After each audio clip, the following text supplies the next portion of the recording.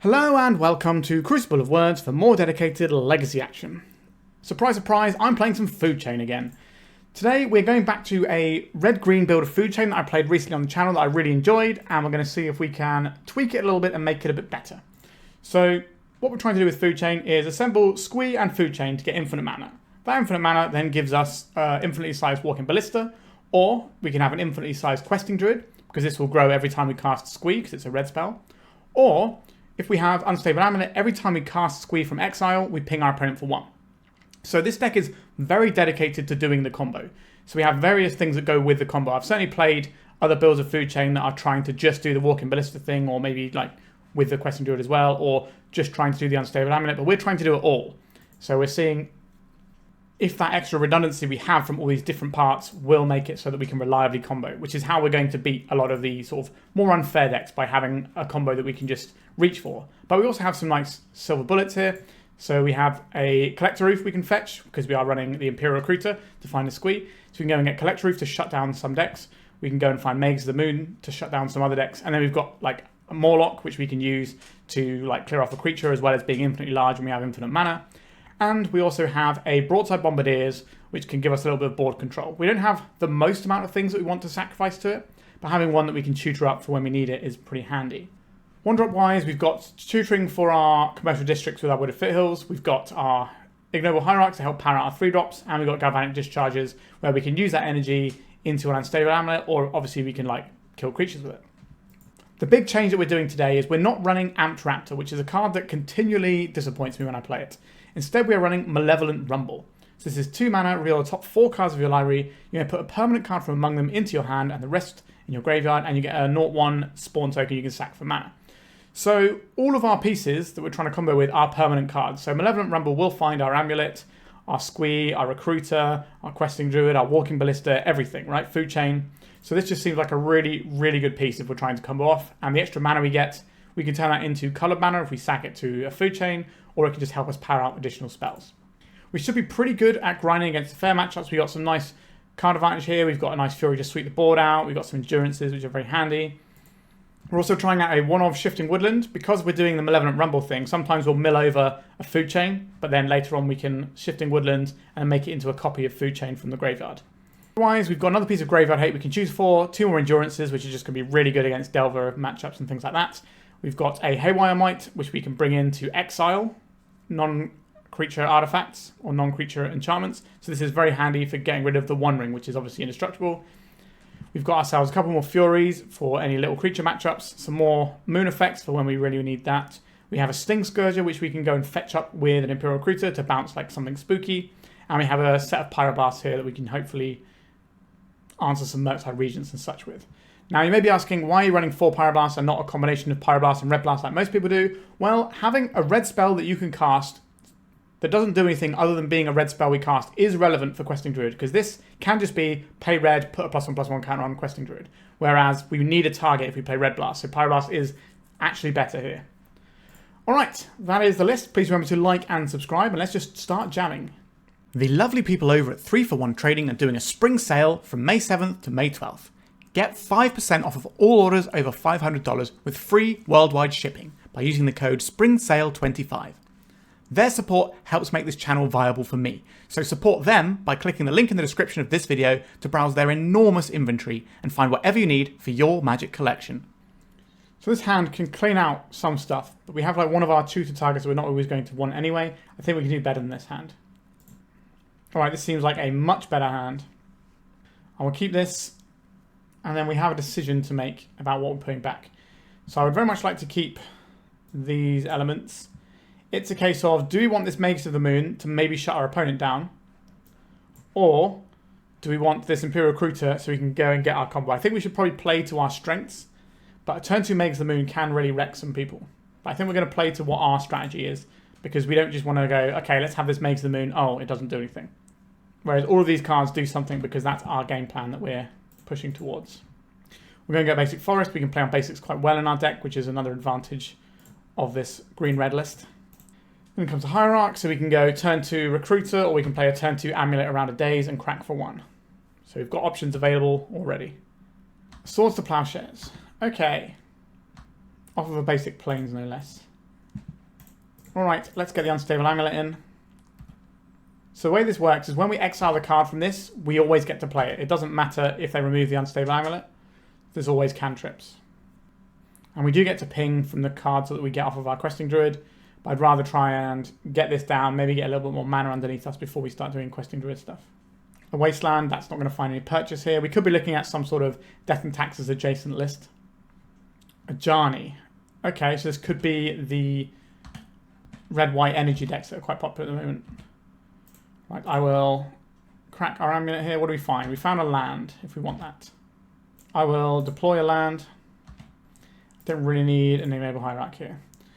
So the aim of the game here is play this Seek the Beast in our opponent's turn and try and get somewhere the turn after. We can always just play Squee, and it's just a 3-mana guy that trades with a lot of their guys over and over again. That's quite funny.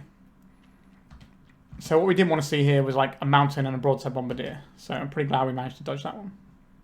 What is this? Great Irration City. Land is tapped unless you control a forest or a plains. Exile a creature card from your graveyard. Create a 1/1 white spirit creature token. Okay, this must be a new card. Yeah, it's from Tarkir. So this allows them to get a few little creatures. It's kind of like Moorland Haunt, except that made flyers. Right, so they're going to waste our commercial district. That's fine. So we could be seeing something like a Felia, our opponent's end step here. Malevolent Rumble and a Taiga. So our opponent might have a Felia for our turn, or Orcish Bowmasters. These are things we have to keep in mind. So I think we play the Taiga while we can. We play Malevolent Rumble. We get our ping from the Unstable Amulet. Not a big lover of these cards. I'm going to take this Prismatic Vista. So I could deploy this Questing Druid, but if we expect our opponent to have an Orcish Bowmaster, I really don't want to do that. So I think the play here is to just pass. So there is the Orcish Bowmaster. Hopefully they ping our spawn, because we can sack it in response, and then they don't get anything. Yeah, okay. If you sacrifice this, they won't get a 1/1. So we save quite a lot of damage that way. We don't really draw extra cards, so this isn't going to be too much of an issue for us, because we exile a card from the top of our library. That's how we're getting our card advantage. Or having cards that have ETB effects. So I'm much happier to see the Bowmasters than I am to see the Felia. What they could also have done is ping their own Cat Warrior, so they can flip the Ajani. If they don't have a red permanent, then this is just making a 2/1 cat every time, which is good, but it's not as backbreaking as them flinging a whole bunch of damage at us at the same time. Cabal Therapy. Alright, so we're probably going to lose our recruiters here. We can probably lose both of them, because they're going to name something that they're going to miss with, and then they're going to sack their warrior token to flip their Ajani. They can name Squee if they want, but it won't make a difference. They name Green Sun Zenith. Not in the deck. So we have a couple of Furies in the sideboard that are going to be excellent in this matchup. Yep, so there goes a cat. Goodbye Imperial Recruiter. They get this. They don't have a red permanent, so it's just making a 1/1 guy, which is obviously not ideal for us. Sorry, I'm making a 2/1 guy. It's not ideal for us, but it's better than making a 2/1 guy and shooting one of our things down. So we're hoping to draw a Fury would be great. So we lose both these recruiters. Pretty strong, but if we can draw a Fury, we can take out all of their board. Or leave them with just the Bowmasters, because the Fury hits Planeswalkers as well. A food chain, you say? Intriguing. I don't think we're likely to lose our food chain here if we put it into play. So we have some options. We could play the Questing Druid, and then if we draw a 2-drop creature next turn, we can just go infinite with the Questing Druid and kill our opponent. I'm going to just play the food chain out for now, I think. I'll play out the Vista, because if we play out the food chain and they somehow like destroy it, we have a Shifting Woodland that can become a food chain if needs be. Right, they didn't play a red permanent. That's good news for us. They're just going to bash for a little bit here. We get a mountain based on what we have going here. So let's play our Questing Druid. We have the infinite combo with the Unstable Amulet as well. So we are A-okay here. But we can double up here. And here is the loop. So by having so many disparate pieces, we just get to do our thing here. Alright, so we got the win there. I guess we could have gone a turn earlier if we wanted to. Okay, so like some creatures that we need to kill, I guess. So Furies, in you come. They don't really show me anything I was particularly worried about, to be honest. So I think we just have a couple of Furies in and get rid of like maybe a Magus here and a Collector Ouphe. Just turn our like silver bullets into just more Furies. Do I think that we need any Haywire Mite type action? Not really. Honestly, I think this is the sort of matchup we should be very good into. We've got lots of really powerful mid-range elements, as well as an I win button. We've got a lot of pieces here. Broadside Bombardiers is quite a powerful control element in terms of controlling the board. I think we'll keep this. Malevolent Rumble, quite a good way of digging towards a Fury, which I think will wipe our opponent's board out quite effectively. They seem to have a lot of X1s going on. We getting thought seized? We are. So they can take something that might be card advantage here, or they can take our way of digging, or they can take our board control. But either way, we're going to be left with a lot of useful tools still. I took the Malevolent Rumble. Have a look here. If we're getting Wastelanded, I would like this, but I don't think we need it. Because we do still have the Questing Druid and 2 lands in hand, so we can eventually just seek the beast. And the Wooded Foothills gets around any Wastelands. Alright. A Cabal Therapy. Sure. What would you like to take? Probably the Questing Druid would be my pick here. Depending on what their solution for a Broadside Bombardiers is. But if we don't have enough stuff to throw with the Broadside Bombardiers, it's not going to do that much, which is the reason why it's a thing that we tutor for more than our core game plan. Yep, they did name the Druid. I think that's correct. So now we can deploy the Amulet. So our Galvanic Discharge can deal 5 damage to something, because we're going to have 2 energy from this. But it's quite likely we're just going to get a card off of this in our opponent's end step. But if they play something really big that we're not ready for, we can maybe become a little bit more ready for it with this Galvanic Discharge. We can also turn the Galvanic Discharge into a ping something for 1 and draw a card for 1 mana, which is pretty good. I wouldn't mind having a cantripping way of killing like a Bowmasters or something. Alright, land entering tap, that's good news for us. Bowmasters, not really relevant for what we're doing. By all means, you can ping us with a Bowmaster. A Cabal Therapy. So they're going to take the Bombardiers here. That's the card they know about the Food Chain now, don't they? They saw the Questing Druid and the Food Chain, so they probably take the Food Chain here. Okay, they name the Bombardiers. But we have like a bunch of cards in hand. Our opponent's down to 2 cards, and they don't really have anything to show for all these cards. Like, yes, they stripped some of our cards out, but you know, oh, an Imperial Recruiter is quite nice. I guess we probably want to put this Food Chain into play. I don't think there's any reason we shouldn't get Taiga here.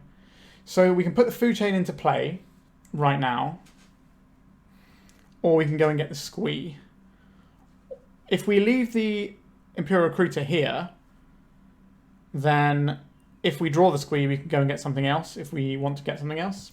If we play the Food Chain, maybe we die to a Witch Blessed Meadow on 4 mana. But we also know that our opponent's got a bunch of discard. I think I'm just going to play this Endurance and outmuscle what our opponent's got on board. And this also gives us mana that we can try and win the game with, because we can use this mana to cast this Imperial Recruiter, which then gets a Squee, and then we just have infinite pings with our Amulet. Right, let's try an Endurance out. Do I care about their graveyard? Not really. Do I like the stuff in my graveyard?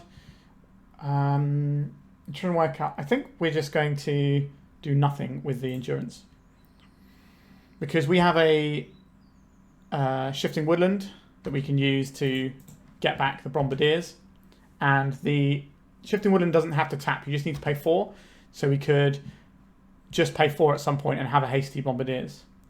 A Skyclave. They can take out the Amulet here. We still have infinite mana, but this is one of the reasons why. So we still get to play this Recruiter, but this is one of the reasons why I didn't just go and get the Squee last turn. Okay, so we have a Fury. If we would like to do something with that, I guess we just attack with Endurance here. What is the play here? We could play out the Food Chain, but we've already seen a bunch of stuff that can deal with it, so I'm a little bit reluctant to do that. We could play the Food Chain, turn this Endurance into a Fury, killing this. Is that good enough? It's not bad. We can cast this still because of the way it's worded. So we say, I would like a Squee, please. We could just go get a bunch of Imperial Recruiters, but that doesn't really achieve anything. Let's get the Squee. Next this for red mana. Cast this.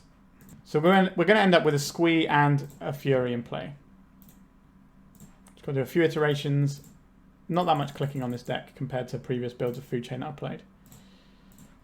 So we'll kill this. We'll have a 2/2 in play alongside all of this other beef. So our opponent has 2 cards in hand. We've got a removal spell and infinite mana. So it doesn't take us much to just go wild with this Food Chain. We've got 10 damage showing. Our opponent's got 3 cards in hand and nothing in play. I like our spot. They don't feel like a deck that's got really good combat mechanics from a position like this. They could have something like Battle of Bywater, but that will only clean out one of our creatures. Something like Cataclysm doesn't feel like a great thing if they're running that. Overlord of the Belmerk. So this will get them back something from their graveyard. So they could find... Okay, so they've milled over a Cabal Therapy, but there's no like Solitude they can easily snap our Fury off with. But maybe they're getting the white card for their Solitude by getting back the Skyclave. Skyclave cannot hit Fury because Fury is too large. Let's attack with the squad. Per mountain. We will redeploy the Squee so it's untapped. And carry on. So they can play a Skyclave and take out our Squee. It doesn't matter because we can just cast Squee from wherever we like. We can then kill the Skyclave with a Galvanic Discharge, so we get a 3/3 instead of the 2/1 for Squee. That's the only thing on the board. Well, they can take the Food Chain if they want. But if that's their whole turn is just doing that, then they're going to die to the Fury and the Illusion token. And the other Illusion token we're going to get from killing their guy. We got something at instant speed that they're relying on over there. We'll go to attacks. Is this a Bowmasters? I'd like to plow our Fury. Sure. There's still 4 damage in play. An Orcish Bowmasters, you say? I would like to ping our Squee. I will respond. I will exile the Squee so that they can't get a token here. Just play the Squee in a second main phase. So we can Galvanic Discharge this if they Cabal Therapy us. But then it's kind of a wash. If they Skyclave taking out the Food Chain, then we kill the Skyclave and we end up with lots of power coming in. We need to have like Plow plus Skyclave. The Overlord's ticking down. I don't think it's going to become a relevant game object, but you never know. Something weird could happen here. Right, let's go for a Malevolent Rumble, because this could just give us something that wins us the game right now. Mawloc is obviously pretty big, but it doesn't trample. Questing Druid can dig us a little bit. Sure, we'll get a Questing Druid. So we will Seek the Beast. I'll sack the Spawn for this. Right, let's just go to attacks here. Another Orcish Bowmaster. So they should ping the Illusion here. Yep, so they've correctly identified that they need to ping the Illusion. So if we want to make an infinitely large Questing Druid this turn, we know they've got a Skyclave is the card in their hand though. So what are we supposed to do about that? So we have to play the Fury this turn if we want it. So we could shoot this down, or we could just use the Questing Druid to get the mana to get up to Squee, and then just abandon doing the Questing Druid thing and just be left with a Fury. But I quite like just having a big Questing Druid as well. So I think I'm going to actually save our Squee this time. And then we will make this Fury. There's no point making the Skyclave, I don't think, here, because the Skyclave will take our quest. Sorry, there's no point making the Questing Druid because our opponent will just take the Skyclave with it. Take it with the Skyclave, in fact. Words, they're hard sometimes. Whereas we're currently putting our opponent in a position where they're going to have to play the Skyclave just to block. Because we lose the Fury if we don't play this turn anyway, so we may as well just have 2 lethal threats. Our opponent goes to 1. They probably have a Surveil land here. So they need a Plough as well as their Skyclave. And then we still have a 2-1 and an infinitely sized Questing Druid to go after that. So it's going to be tough, but once the Overlord of the Baelmite starts doing its thing, maybe they can get back the stuff, but it's still going to be a couple of turns before it attacks. They put a card on top. Wow. So I guess that means they found the Plough to buy themselves another turn. Another Overlord of the Baelmite. Sure. Solitude. They can get back the Solitude. But that doesn't stop them from dying here. What am I missing? Okay, they've got an Orcish Bowmasters. That's their plan. Just trying to tread water. Obviously, at any moment, we can just draw a thing that lets us go infinite and wins the game. We just draw a Walking Ballista and play it for 1 is also fine. Malevolent Rumble. That's pretty good at finding a card. I'll take this Questing Druid. I will Seek the Beast. Another Questing Druid. A Malevolent Rumble. Okay, so we play the Mountain out. And then we use the Mountain to cast Malevolent Rumble here. And then we have the Unstable Amulet. And we can cast the Unstable Amulet, and we just have infinite pings now. We obviously don't need infinite pings. Alright, that matchup looked pretty good. We're very good into the grindy sort of stages, and we just obviously have the eject button that a lot of decks don't have. Okay, let's go to round 2. For the best Eternal experience this summer, check out Eternal Mania in Hasselt, Belgium from August 8th to 10th. Aside from hosting the European Legacy Masters, they have a whole host of other tournaments from team trios to old school and pre-modern. I will be there playing Legacy and hanging out as a special guest. This will also be the first event that I'll be giving out my own special Marit Lage tokens, so why not come down to enjoy an awesome weekend ran by one of the best TOs in Europe. Okay, I would like to have better mana than this, but I think I'm going to keep it. It's unlikely that they're going to be able to deal with everything we have going on here. We do have pretty close to lethal already. We just need to find one more piece. Alright, our opponent's gone to 5 cards, which means I'm very happy to have an Endurance in my opening hand. Because this might be some sort of combo deck where Graveyard Hate is enough to stop them winning. A Surveil Lands. This could be a Nadu combo. That's something that's more likely to mulligan to 5. Land, please. Not a land. That is an awkward one, isn't it? That also tells our opponent we've missed on land.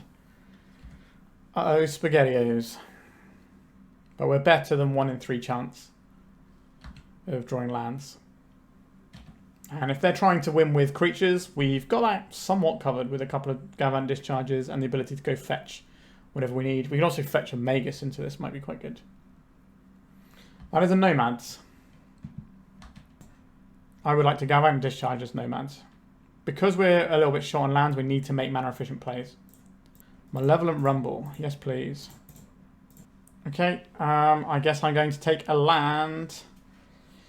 Or we could take their Imperial Recruiter. And that gives us the win if we draw... Oh, we need to draw a land. Yeah, if we draw a land next turn, we would win if we take this Imperial Recruiter. But our opponent's obviously going to have things to stop us. So I'm just going to take the sensible play here of the Wooded Foothills. Deploy the Wooded Foothills and have some interaction. So we can kill with the Galvanic Discharge if they have any spooky creatures. Obviously, the 1 mana we got from the Malevolent Rumble meant that we didn't necessarily need to take the land. But I think we want to be able to interact. Because our opponent could just go Nomads plus Cephalid Illusionist, win the game.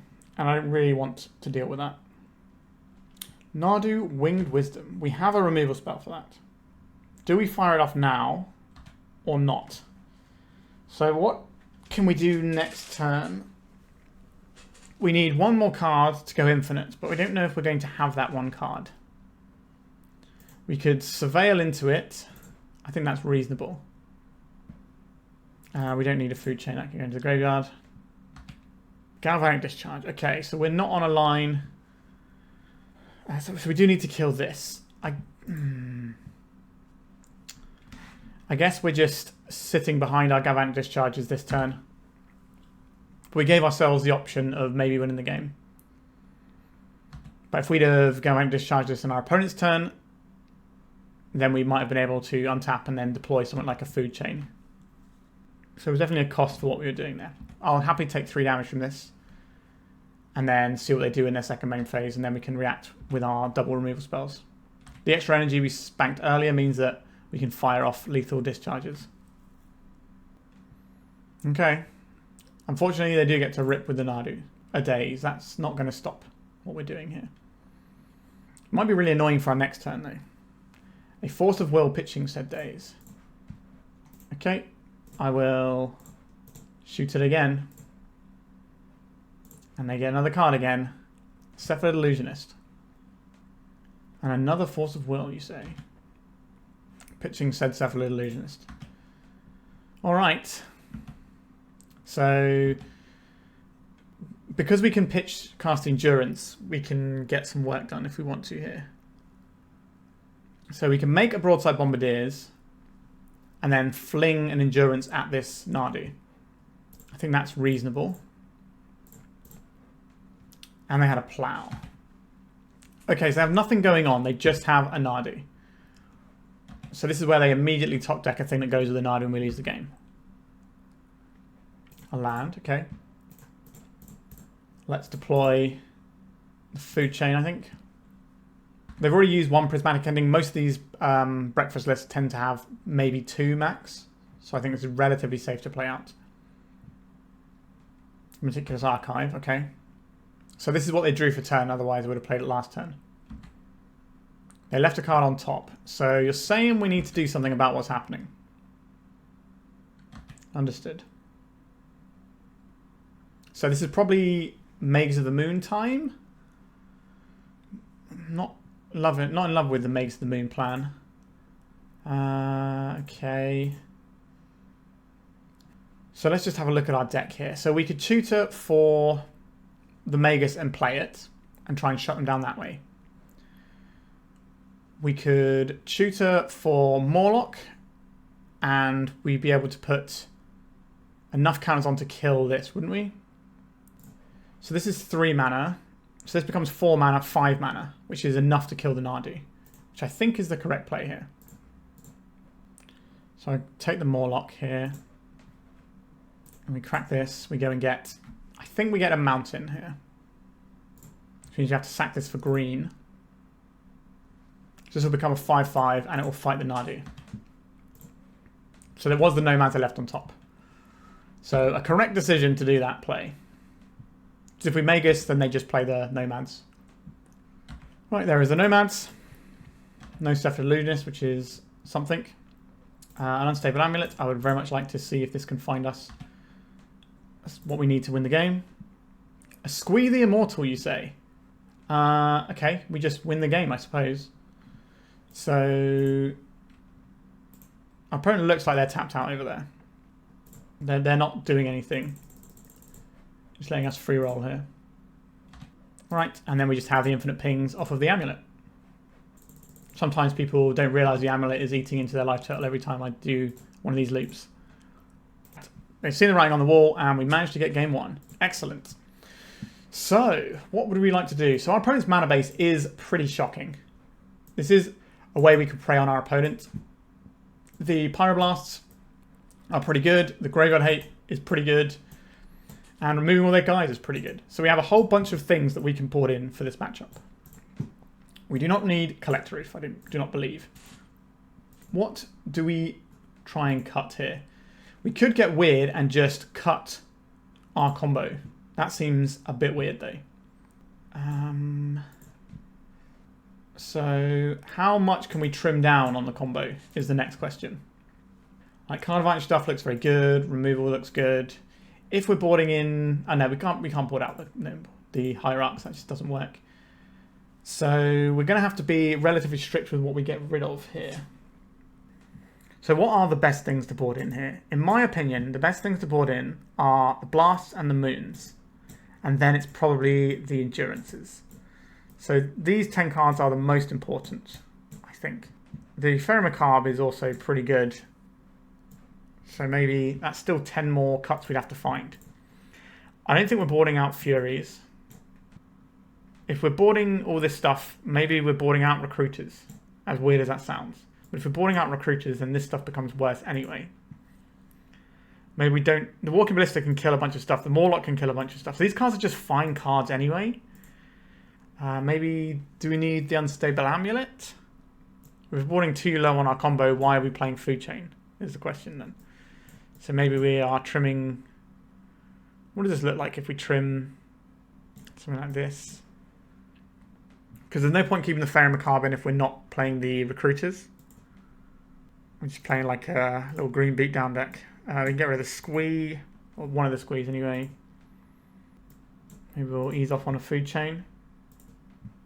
Alright, we'll try this. This is quite a different sideboarding plan to how I envisioned this, but this is still a relatively fresh build. So we have a bit of a slow hand that doesn't really interact with our opponent, so they could just kill us on turn 2. I think we need to mulligan to something that has something going on early doors. This has something going on, and we're on the draw, so I'm going to believe in the deck. I think we're putting back the Food Chain here. I think it's the Food Chain. The Amulet cantrips, it can also ping a bunch just by doing some other bits and pieces. No one drop from our opponent. Okay. We have interaction. We can Pyroblast stuff all the livelong day. A Brainstorm. Am I Pyroblasting this Brainstorm? I do not believe I'm Pyroblasting Brainstorm. We're going to save this for Nadu and Cephalid Illusionist. Being able to hit Nadu on the stack so we don't have to spend a removal spell that gives them a card is really key here. Misty, what is this going to reveal to us now? A Tundra. So they're really playing into our moon effects. A Nomads? Sure. I could shoot this down. We have to be mana efficient, I think, is a very true fact about this game right now, because we are stuck on lands a little bit. So we'll take out the Nomads. It combos with both of their like payoff cards. Alright, we're still stuck on one land. Brainstorm. I don't think I'm Pyroblasting this for the same reason I didn't Pyroblast the last one. Ponder. Much as I like to Pyroblast cantrips, this isn't where our fight is. These have a job to do. We need to make sure they do that job. So also, using Galvanic Discharge on the white creatures makes a lot of sense, and we have the removal for the blue creatures. They did not shuffle off of that Ponder. There is another Nomads. Okay. I will... Again, we have to be mana efficient here. We're getting a Force of Will for our troubles. That is a Force of Will that's not going to be pointed at a Pyroblast next turn, in theory. No? Okay. Let me just decide what they're pitching. Force of Negation is the card that goes. Alright, we're just going to be playing this horrible game where we wait till we draw the lands and then we just get to explode out on the board. Our opponent is a bit low on resources. But obviously their combo just auto wins the game or gives them all the resources imaginable. So this is going to be a Nadu. We will Pyroblast this. Counter target spell if it's blue. Do they have another Force? They do have another Force. Alright. Do I want to see how they sideboard it? I'll see a few cards that come off the top. But this game is over.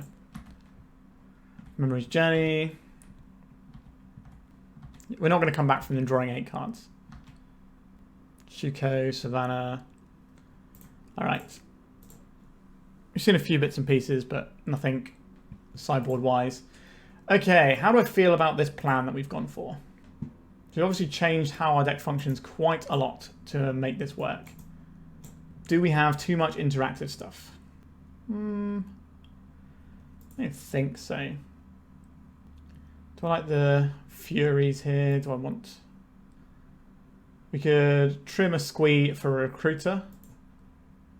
Maybe we'll do that. Kind of similar but different. I think this is fine. I think the blue moons are just very, very effective against what our opponent's doing. Like, as you saw, if we could have got some mana and just played like a moon on turn 2, they're going to have a horrible time. Oh, Shifting Woodland. You aren't quite the land I need you to be. Mulligan to 5. That's good news for us. So this is Shifting Woodland on 1. And then we can play either Hierarch or Mawloc on 2. Depending on what our opponent does. We could even seek the Beast if we're feeling so inclined.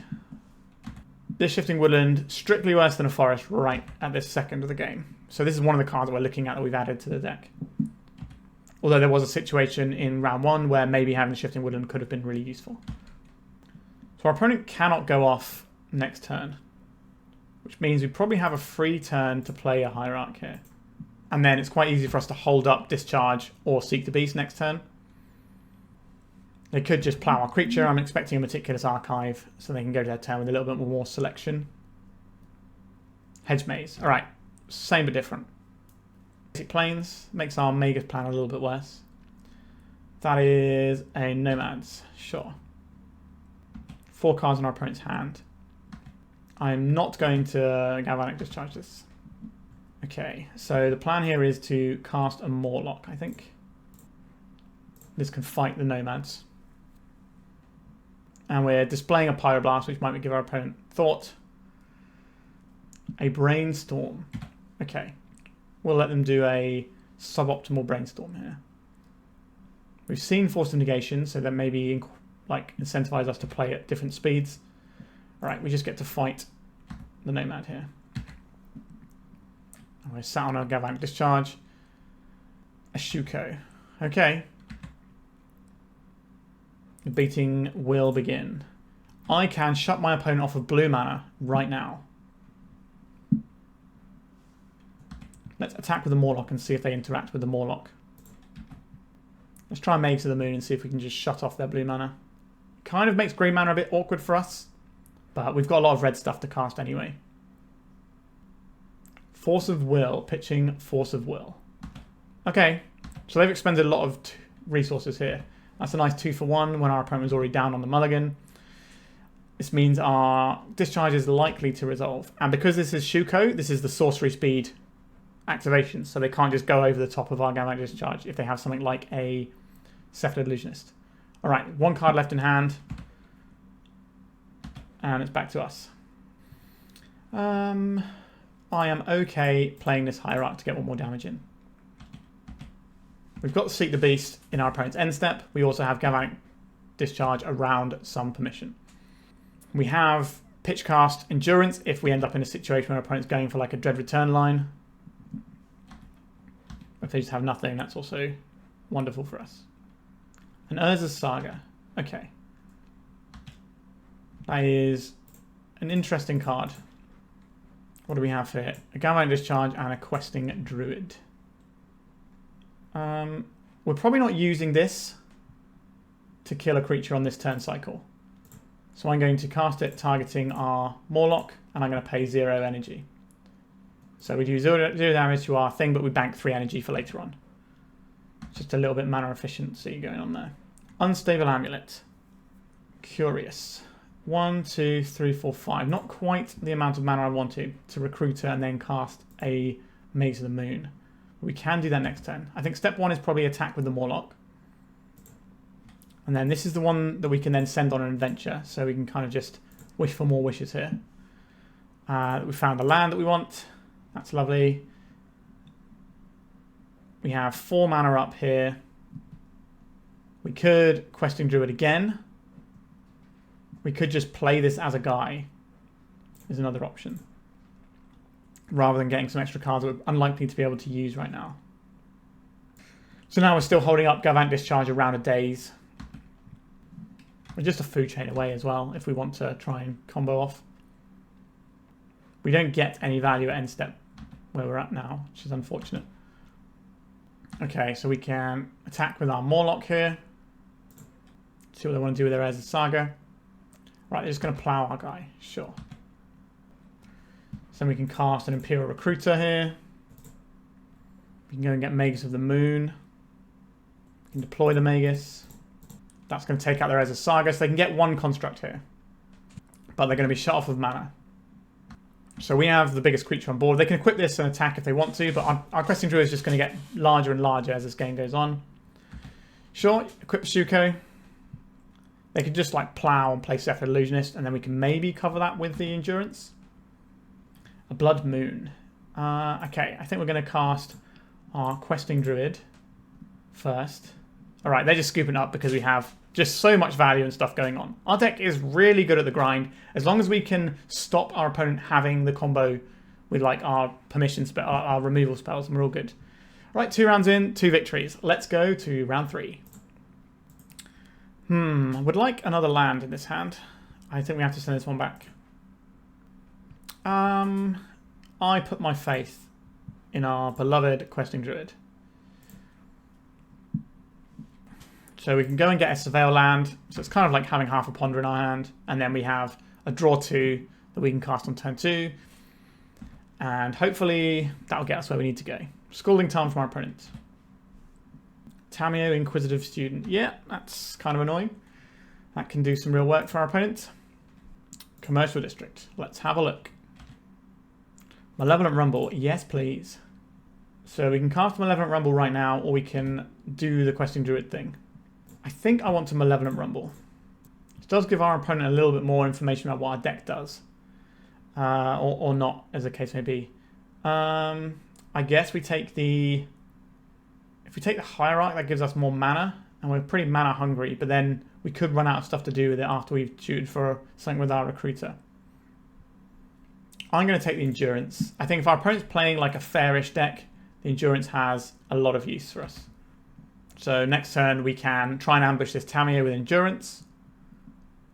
We can make sure that Murktide Regent isn't going to be coming anytime soon. We can also like dampen down any delirium they might be trying to achieve. I suspect our opponent isn't playing red, and this is going to be like a blue-black shell. This also defends us if our opponent is playing a Reanimator shell. Okay, so probably on Dreadnought. That's what this kind of looks like. Dreadnought is a big boy. Not looking forward to getting Dreadnoughted. Another Malevolent Rumble, you say? Okay, let's rumble. Okay, I will put this Unstable Amulet into my hand. The Squee in the graveyard is something we can cast whenever we wish. We're just a food chain away now. I think we're going to Questing Druid. And that's going to be our strategy for this turn cycle. Right, they're just drawing a card from their clue. Be my guest. We've seen a lot more cards on our opponent, but obviously some of that is Malevolent Rumble, where you get to see them, but you only get to take one of them.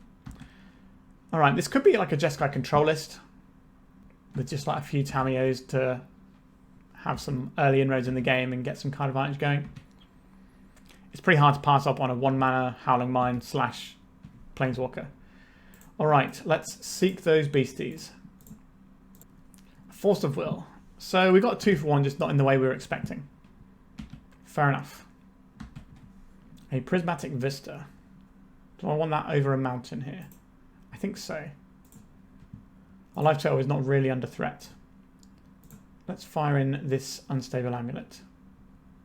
You're going to stifle my energy trigger. Flame of Anor. Destroy target artifact. Okay. Bit rude, to be honest. Okay, I guess it's time to try and ambush this Tamiyo in combat. So we might be looking at some sort of wizardy type stuff here. Pretty good exchange for our opponent there. And the land. So there's going to be Snapcasters Ahoy in our opponent's deck. So let's go and get a forest here so we can cast our Endurance. Can we... They might just brainstorm in response or crack a couple of clues. I'm going to put these cards on the bottom of the library so they can't cast Murktide Regent or Snapcaster them back. Mystic Sanctuary, get them back. The Force of Will. Okay. Would you like to flip your Tamiyo? Alright, they're just going to put 5 damage on our little friend. So they don't have a Force of Will yet. Oh no, they do now, because they selected the other mode of drawing 2 cards. They do have the Force of Will. And they have a Tamiyo. We are kind of cooked here. Like, there's a Force of Will we have to get through. Our opponent's got a full grip of cards. It is a little bit awkward. They've kind of just had the answers to everything, and 2 of those answers have drawn them 2 cards at the same time. Okay, I guess the bait spell here is Imperial Recruiter. I hate that for you, little Recruiter. Surely this is worth a Force of Will. It could be anything. It could find literally anything. Tamiyo, sure. Alright, let's try and blast away your Tamiyo. Was our bait successful? Now obviously we're going from not many resources here, but we can just redeploy the Squee over and over again. So we need to put 4 damage into this Tamiyo to kill it. Okay, the board is empty. Our opponent's got 5 cards in hand and 2 clues on board. We are enormously behind, but we do have an Oops I Win button that we can keep playing towards. Alright, so there is now a Force of Will. Do you want to Force of Will my Squee? I doubt it. Counterbalance. Yeah, that's a whole thing, isn't it? Right, I'm drawing a card. A Brainstorm, sure. Like, you can counter the Squee, but it's going to keep coming back. You can't float a 3-drop forever. Like, we could try and sneak in this Walking Ballista and then just try and keep dumping 4 mana into it, but I think our opponent's deck's going to have so much removal that we're not going to be able to play this until it's the thing that wins us the game. They declined to reveal. I guess we're just going to have a Squee in play. This is a very irritating thing for our opponent to deal with, because they can't counter it, they can't kill it. They have to stick something in front of it, and if they don't have something that sticks in front of it, then it's just going to slowly chip them away and really bother them. Okay, they found something to stick in front of it. Cool. Why do I talk sometimes? Alright, deck. What do we got? We can make a Walking Ballista that's big enough to go here, but we could just try and win the game with infinite mana. I think that is a better strategy. We haven't seen a food chain yet, and we're quite far into our deck. We're over a third of the way through our deck. So I'm not expecting a lot of 3-drops in our opponent's deck either. Possibly like 1 or 2 Force of Negations.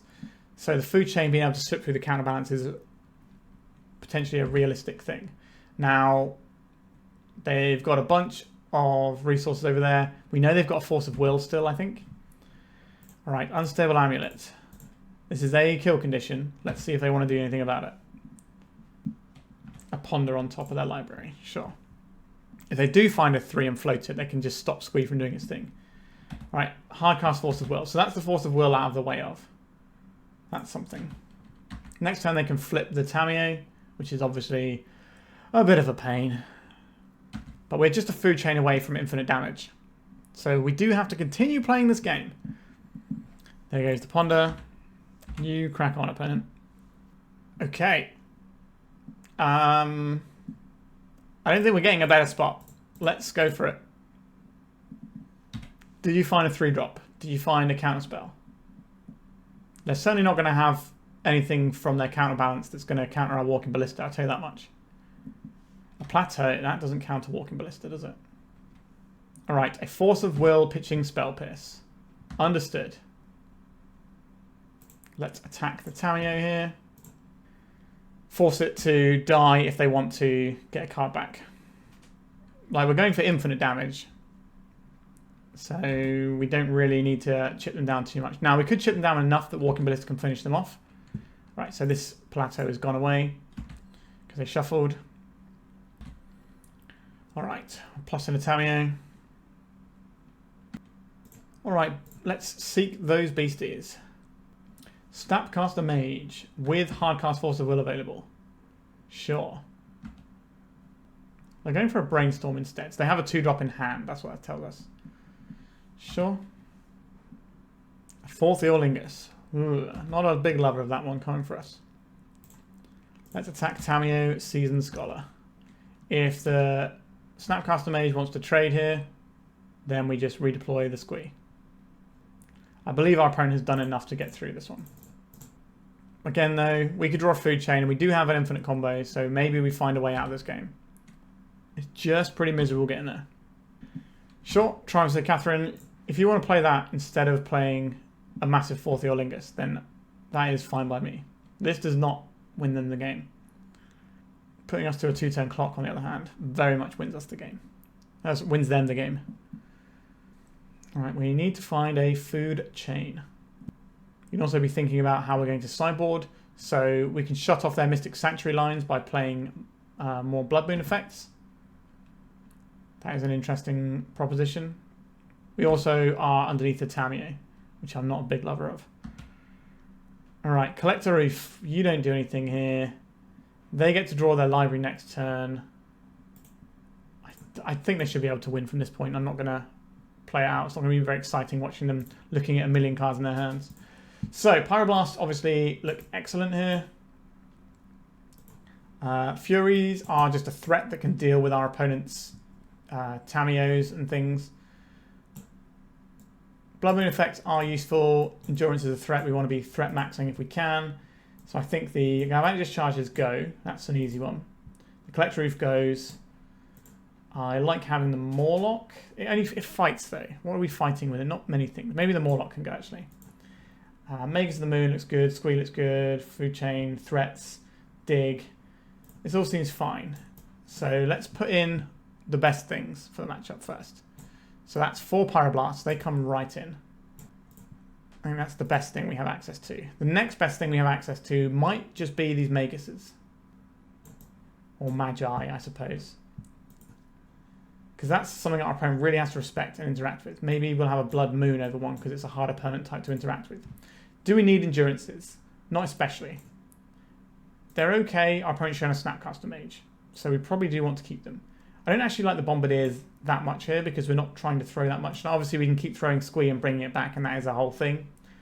But it's not like the board control tool that we want it to be in some matchups. So I don't think it fits perfectly here. If we want a third Endurance or another Moon effect, we would have to trim something here. I'm not sure we do want to do that. I think this is the configuration we're looking at here.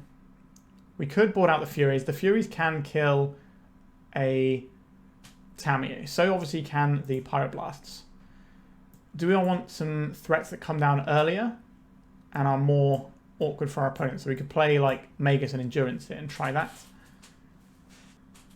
I think this matchup's going to be a little bit tough because they've got obviously a lot of tools to interact with us. But I do believe in the power of Pyroblast.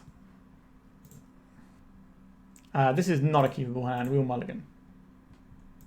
This is a fine enough hand. I'll keep this. What are we throwing away?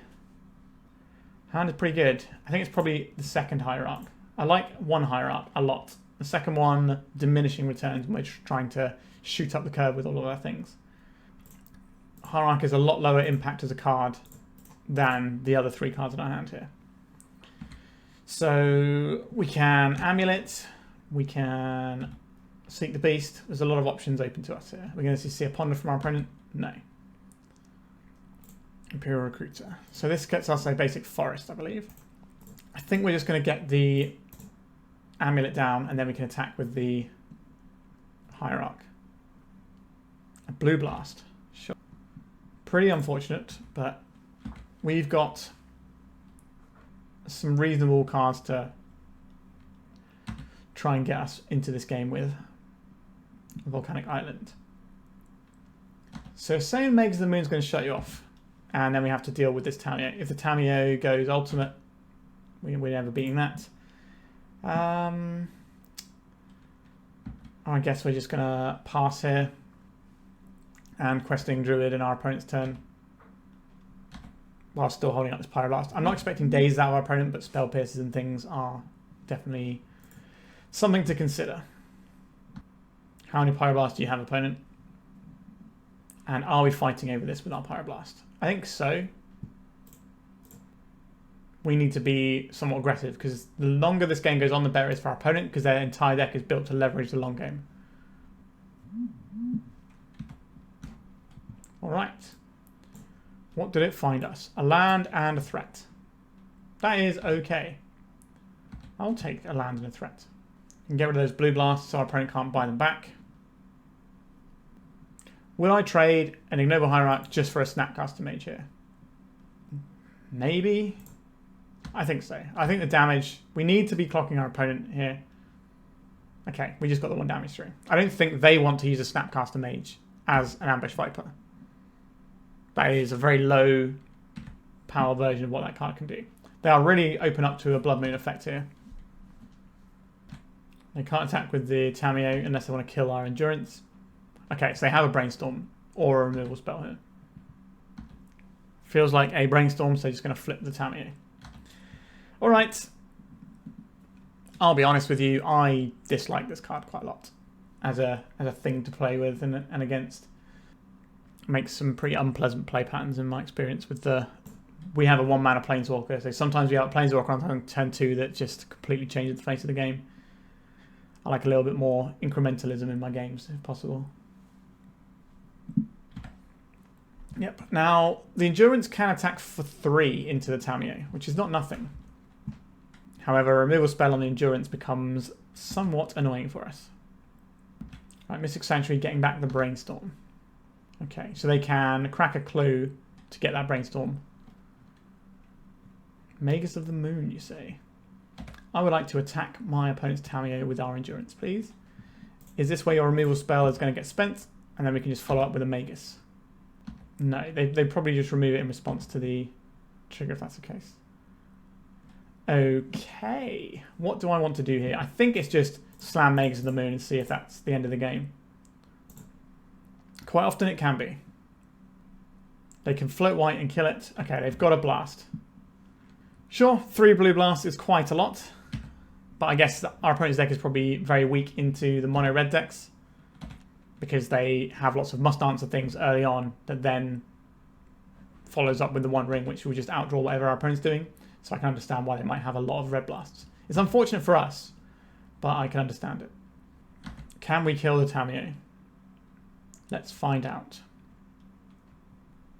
A Brainstorm. Okay. A Triumph of St. Catherine. Yeah, that's pretty gross. But I don't really care about the 5/5 lifelink body. It's the fact that we don't get to pressure Tamiyo anymore. Okay, so let's cast a Questing Druid here. We can start scaling this up by seeking a beast. It'd be nice our opponent didn't have triple red blast.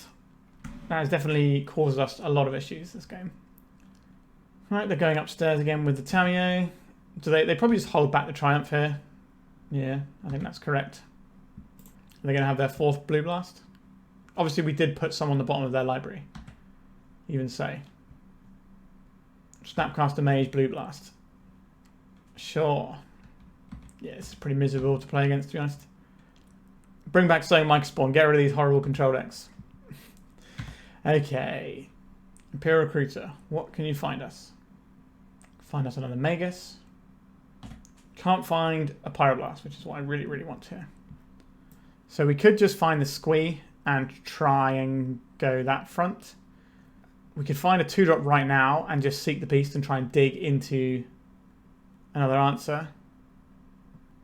Our opponent doesn't have the most amount of cards left. If we Magus, then our opponent is just shut off from all their mana. I think we just get the Magus here. Like, yes, there is a problem in the fact that our opponent has a 5/5, but our Questing Druid will eventually outscale that. There's obviously the problem with the Tamiyo, but that's, again, a different problem that we're going to have to worry about. I guess we hope that the basic planes is in the bottom half of their library, so when they draw the cards, they can't use them. We're going to have to get through a lot of counter magic, though. Let's go and get a green source here. No, a red source, I think, actually. We've already got double green. I think that's fine. An Ignoble Hierarch, you say? Can I Magus of the Moon, please? Okay, we've shut down our opponent's mana quite effectively. We can play out a Hierarch here. This will give us a bigger Questing Druid on attacks. So this will attack as a 6. So they can trade both of their creatures for our Questing Druid if they want. Do I want that? Leaves our opponent with nothing on board. They're going to draw a lot of cards. It's whether or not they can leverage those cards. Oh wait, no, this is -1 on the Tamiyo as well, actually. No, I don't like this attack. We shouldn't have attacked here. Because we can trade with the Triumph. Yeah, we shouldn't have attacked there. But if we put the Triumph back into our opponent's library, if they don't find their one-off planes, then they just don't get to play the game. Because the Snapcaster is going to be irrelevant. Right, they're just going to chump with the Snapcaster. No, they're going for the trade or they're going for the chump. If they don't trade now, they might never get an opportunity to. They could double block. They are also only on 10 minutes on their clock. So we might end up, if we can sneak this game through, I don't know if our opponent can win quick enough. Okay. So our opponent gets to draw half their library, but can they cast them? They can cast all their red spells, but I don't know how many red spells they have that are just red mana. So they're like 50-50 to draw their planes on that with this activation. because they should only have one in their deck with the configuration with Mystic Sanctuaries. Right, they had a basic island, so you have blue mana so they can dig towards their white source. Okay, they also have access to all the Hydroblasts you've ever seen, apparently. Okay. A Blood Moon. Second verse, same as the first, I think, here. Just keep it locked down. Our Questing Druid is quite big on attacks as well now. They can obviously just counterspell this. Okay, they're going to blast our Magus and then float a bunch of mana and kill all of our stuff. Do I want to continue playing this miserable game? That is a really important question. I don't think it's worth my time playing this. Yeah, I really dislike playing against Tamiyo as a card. Maybe one day it will go. I don't think it's bannable right now, but it does just really irk me as a card. Alright, on to round 4. No lands, we're going to mulligan. 1 land. I don't think we can keep a 1-lander on the play. I don't think we can keep it on the draw either. Let's mulligan. Okay. This is a 1-lander, but it does have infinite mana. And a mana dork. Do we think we can get away with getting a Taiga here? I'm trying to remember what our opponent plays. They play something fair, if I seem to recall correctly. So we have potentially a Food Chain next turn, but we could just take a turn off from Malevolent Rumble. A land to play around days would be nice. Okay, I'm going to Rumble here because it's going to dig us to land, in theory. Our opponent might respond, but the 3 cards in our hand are infinite combo that wins the game. So if our opponent fights over this, then that does a good service for us. Consider. Oh yes, our opponent plays the blue-green Beanstalk deck. I remember now. Okay, I would like a forest, please. We don't have the mana to put in the amulet this turn, unfortunately, because this is only a forest. But I think we want to try and get a Squee down, if we can, because Squee is something that can sit there and hold the fort if they have any threats that are on the ground. And it's just something that they can't... Actually, to be fair, their deck probably can deal with it better than others, because bouncing it, I guess, is kind of more annoying in some ways than trying to exile it, because at least when people are ploughing it, you're gaining life on that exchange. A Wasteland. Please, no. They've seen an Endurance, so it's interesting their Wasteland potential timings here. Okay. I'm going to play this. I'm going to play a Squee. How do you like these apples? I'm just going to bash for 1 here. We could have bashed with our Eldrazi Spawn token. Maybe that's the more swag move. I'm not sure. Alright, Thought Scour. Hooty Mandrills. Sure. So that's getting rid of the cards they brainstormed on top. Misty Rainforest, we're going to see a Beanstalk. No. Okay, that's good news for us. Right, we're going to attack with our Squee and see what happens. I'll play this Prismatic Vista. And let's just a casual Unstable Amulet. Just nothing spooky there. We haven't really given our opponent a good Force of Will target yet. So this might well be the target for them. There it is. So now, do I want to play this out? Our opponent might well have access to Besagers in their deck. So I don't think I want to play out this Food Chain. We're going to see probably a Hedge Maze at end step here. No, they got play end of turn. Just another consider. They do love milling their cards over. Up the Beanstalk. Alright, this is problematic for us. Because they're going to be drawing extra cards off of their forces. Never a position I want my opponent to be in. Mystic Sanctuary tapped. 5 cards in hand. Malevolent Rumble. This is possibly worth interacting with for our opponent. We'll see. Commercial District, Collector Ouphe, Shifting Woodland. Shifting Woodland can become a copy of target permanent card in my graveyard. That is pretty cool. Is now my turn to try and get this Food Chain going? It might be. Or are we going to play around that Wasteland? I would like this to become an Unstable Amulet, please. You can tap itself to do this as well. So this will no longer be a land. So we're playing around the wasteland here. Do you have like random endurance green card in hand? Okay. That looks pretty good. Let's get our 3 damages in. So we have our combo if we can play our food chain without getting counterspelled. Which might be the tricky part. We only have this one shift. Oh, it's only to end of turn, isn't it? Whoops. That was a massive misstep from me there. I forgot that this is only until end of turn. I must have been confusing it with Mycosynth Gardens, which just becomes a thing permanently. Whoops. That was a big punt for us there. Because we also telegraphed our trick whilst not getting our food chain into play before our opponent gets to do a load of stuff. Yeah, we're going to lose the game based on that, I think. And as we should. So now they're just going to wasteland our Shifting Woodlands. They're going to play a big Murktide. And it's going to suck for us. But at least I didn't make a horrible mistake like that and record it and send it out to thousands of people on the internet. That would be embarrassing, wouldn't it? Alright, so there's the wasteland, sure. Like, that might not actually make any difference to the outcome of this game. But it could end up being the difference between winning and losing this game. We just don't know. Okay, so they have the Force of Will already. They might have just drawn that. If that's the case, then sure, then we got done. Okay, we can't attack into this. Let's just pass it over. Alright, cycling their Lorien Revealed. Another Murktide that's going to grow the first one by a bunch. Okay, we don't have a lot of time left in this game before we're dead. So, what can we possibly draw here? Like, if our opponent had that Force of Will and they didn't have to brainstorm into it, then we would have lost anyway. So what can we do?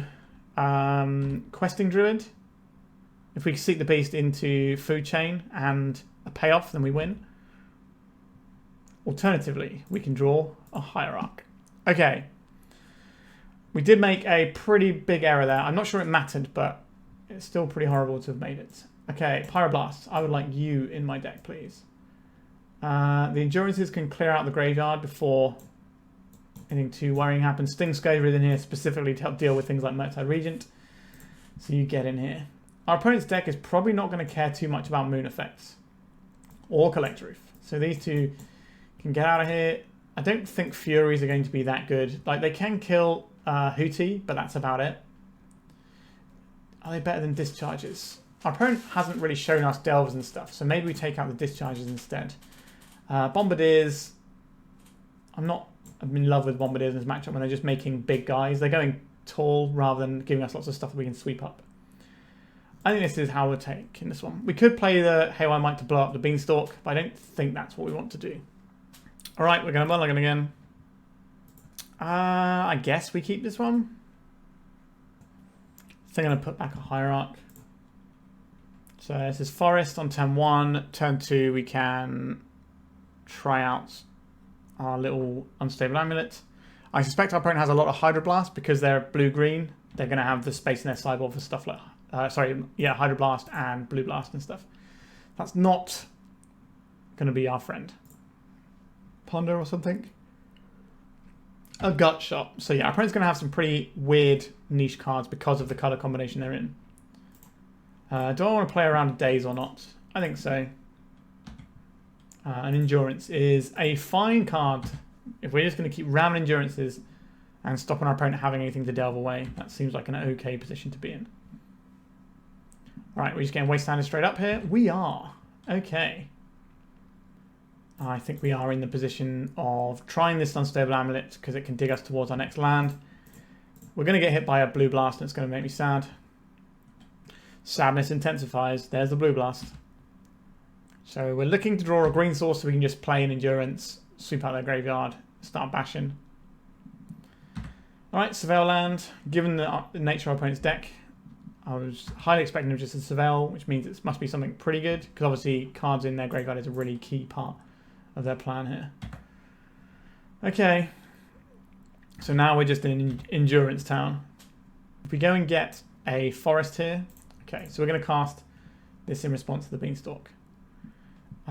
We could get a Taiga to make it easier to cast some of our other spells, or we could just make sure we can't get wastelanded. So the red is only really relevant for casting Fury, which we'll probably need more lands for anyway, and the Squee. Green is not the most useful apart from Endurances, which we have 2 of. So I think I just want to be able to reliably cast Endurances here. And the reason we cast this now is if our opponent wants to fight over it, they're not going to get to draw the cards off the Beanstalk off of something like a Force of Will. Right, say no to your graveyard, please. They've got Mystic Sanctuary, they've got loads of Delve cards. There is the Squee that we have immediately drawn. Great work. Okay, so let's just bash for 3. I don't think we're just going to slam this in, but I imagine our opponent's going to put a bunch of cards in their graveyard this turn. As long as their graveyard's empty, their deck does struggle. So that's the axis we're trying to fight on here. If we'd have fetched the Taiga, we would not have drawn Squee. It's just the winds of magic getting us. Okay, Endurance. Right, we could have cast Malevolent Rumble first in case we drew a Ignoble Hierarch. But what are the chances that we're going to want to take an Ignoble Hierarch? And we might get our opponent to expend some mana here. Okay, this is good enough for a Force of Will. Our opponent wants to cantrip with the up the Beanstalk. That makes sense. They need to get stuff in their graveyard. So we're probably going to see like Thought Scoury type stuff. Just a 3/1 flyer, eh? Interesting. We can always pitch Squee to the Fury and then we can cast the Squee later, which is a fun interaction. Okay, I would like to attack with my Endurance, please. We have a decision here. We can either try and catch this in combat or play around a potential Force of Will. A Mystic Sanctuary. Okay. I'm going to flash in my Endurance in response. So they're Force of Willing to stop us getting an Endurance in play. So they're 2 hits away from dead from our Endurance. We also do have a Walking Ballista that can maybe ping final bits of damage. Right, so they have a Force of Will. Do they have the mana to hardcast it? Because they're very bad at dealing with creatures in play because they are a blue-green deck. Pongify. That is the sort of creature, the sort of way they can deal with creatures. So we don't get to attack with this turn. Let's go and get a mountain. It's time for your friend and mine. Is it time for Squee? We know they have a Force, so I'm a little bit reluctant to try and get the Fury going here. Like, our opponent needs to hit us 4 more times. I think we should have enough aggro to get over the line. A Force of Will. Opponent goes to 5. Squee goes into a zone where we get to cast it later on anyway. Our Walking Ballista is lethal, if you want to cast that. Consider milling over the Misty Rainforest, and then a nice little Brainstorm. Very nice. I haven't played land yet, so there is the risk of another Mystic Sanctuary coming back and finding them another Force of Will to sit behind. Alright, they've conceded the game. Excellent. So, am I happy with how that planned out? Do I want some moon effects? Our opponent didn't really seem to be playing around them very much. Is that going to be better than a Fury here? It might be. Let's swap in a couple of Maguses and try this. Okay, we got a lot of tools that we can leverage here. We're probably going to be playing on basics this game. Just keeping ourselves safe. A mountain, sure. We're going to get a forest off of this Wooded Foothills, and we're going to try and seek the beast at some point soon. I think that is better than doing the Unstable Amulet, but we'll see what our opponent does and if we change our mind on how we're going to approach this one. So we have the combo minus Food Chain. Obviously, you know, Food Chain, kind of an integral part of making the combo work. But we have the Recruiter, which can be a Squee. We have the Amulet for the infinite pings. You can also make an infinitely large Mawloc with infinite mana. Up the Beanstalk, you say. This is a problem. We didn't get to cast a spell underneath the Beanstalk. Right, let's just go to our opponent's turn, and we'll go for this Questing Druid in our opponent's end step. That way we can hold up this Pyroblast if we want to, and then we can try and double spell in one of our opponent's turn cycles. A Consider is not what I'm fighting over with my Pyroblast. Is it a Blue Blast? Feels like a Blue Blast. Oh, it's a Daze. Okay. And they're going to Brainstorm as well. 1, 2, 3, 4. So we're getting to the mode where we need to be thinking about casting our Endurance here. But we do have an answer for a Murktide in our hand already, so maybe we can just play around a Daze and deploy the Amulet. That also protects our non-basic from Wasteland. I don't believe we fight with a Pyroblast here because we need the Pyroblast from Murktide. Alright, we're just in with the Amulet. Excellent. Let's just have a free card with the Amulet, please. It's another Amulet. Okay, so our spells will be dealing 2 when we cast it from exile. We will have a decision to make when they play a Murktide. Do we Pyroblast on the stack before they draw their card, or do we try and play around a daze? That is a bit of a tough choice. We could just fire in an Endurance here and sweep out their graveyard, but I don't really want to have to use my Endurance that way. Pick your poison.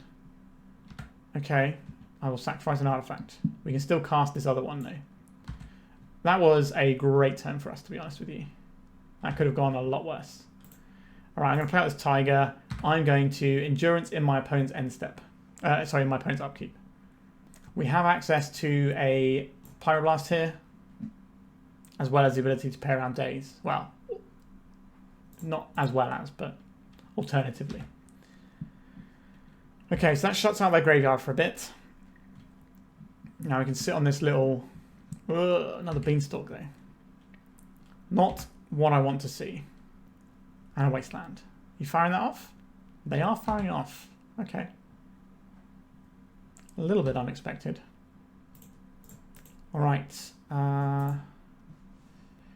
guess... I could play this Unstable Amulet with Pyroblast backup. Or I could just play this Ignoble Hierarch and hold up Pyroblast around a daze and just get more damages in. I think that's what I'm going to do here. A gut shot. Okay. Kind of making me want to cast this Unstable Amulet, but our opponent's going to draw 2 cards, aren't they? Do we just not play spells and not give them targets for their Force of Wills? We just got to play spells that are crappy enough that they don't really care about them. Pongify. Our guy's still going to be a 3-3. I think that's acceptable. An Unstable Amulet. Okay, we have another one, so I'm okay if this one gets forced, I think. Alright, we just get our Amulet in, do we? Sure, I'll take a free card. An Endurance. Okay. Nothing in our end step either. Maybe they just don't have a Force of Will. Maybe they have a Force... I don't know, Force of Negation. Would you pop that off on an Unstable Amulet? They countered it with a Blue Blast earlier, but maybe they think it's... Okay, maybe they're just trying to wait to get all the cards off the Beanstalk. Alright. A little bit worried. Play this one out. Bash with the Ape. Let's go and get a Forest, I think, here. And I'd like to cast this Imperial Recruiter. We can still pitch cast this Endurance. It doesn't matter where it is to pitch cast. Okay. Go and get the Squee. Very suspicious. So we're in a situation where we can try and use this Pyroblast to get our food chain in. Alorian Revealed, sure. They could have had a 5-mana draw 6 if they held on to it a bit longer. I don't think that is what this game is about, so I understand why they're cycling it. They got Mystic Sanctuary to get back a gut shot or something weird. Get back the Pongify and just reset this as an attacker for 1 turn. Uncertain. A Tropical Island.